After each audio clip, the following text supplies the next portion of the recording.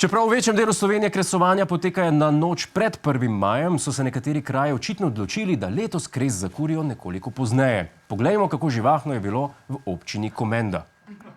Gasilci so na deponijo prišli nekaj čez polnoč, požar pa je bil že pošteno razvit. Najhujše so bile prve ure, ko je grozilo, da bo zgorela vsa deponija in še poslovna stavba. Tako je, na slovenskih odlagališčih spet gori. Potem, ko je že dvakrat zagorelo v sortirnici odpadkov v Lenartu, je zdaj požar zajel še deponijo v Suhadolah pri Komendi. Kar pa poznavalcev ne preseneča, saj se deponija nahaja v kraju z imenom Suhadole.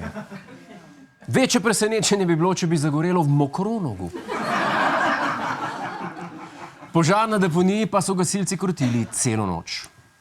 Do 7 zjutraj jih je zapustila polovica gasilcev. 99 od 103 prisotnih gasilcev pri gašenju je bilo namreč prostovoljcev, ki so zjutraj morali v službo. To je pa požrtvovalnost. Vsa čast našim prostovoljnim gasilcem. En aplavz, prosim. A si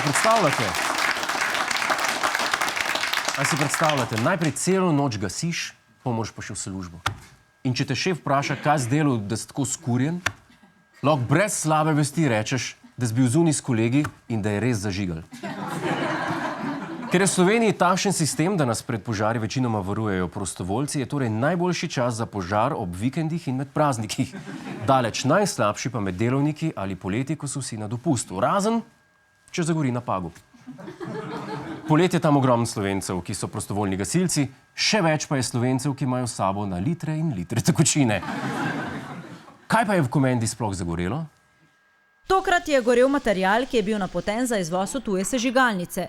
To je tisti ostanek po sortiranju, ki je gorilen. Novico lahko torej zaključimo s pozitivno noto.